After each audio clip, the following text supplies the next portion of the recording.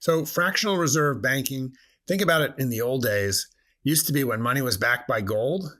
If you gave the bank money, you assumed, you believed that they had gold to back it up. And each dollar you had, you could redeem it and actually get the gold.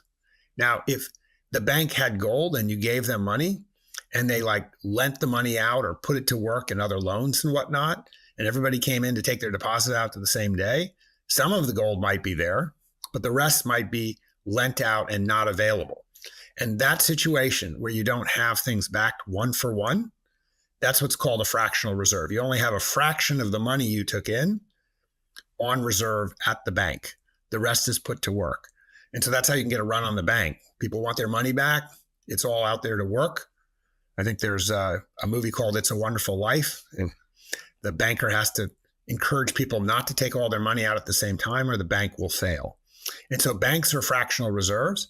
They have a backstop if everybody comes to take the money out. The Federal Reserve can give them more money, like a temporary loan. And if the bank does fail, the FDIC will bail out the depositors.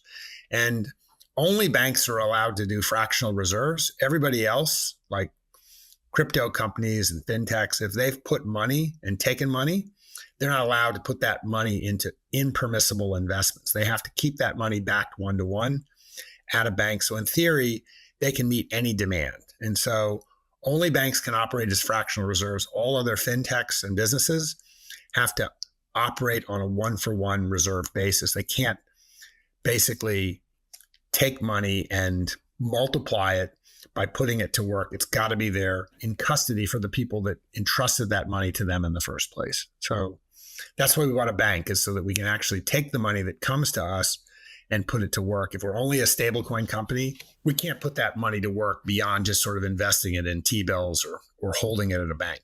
And so for an economy to grow, you need to be able to put the money to work. If everything converted to stablecoins or central bank digital currency, there'd be no credit in this country because there'd be no way to put money to work.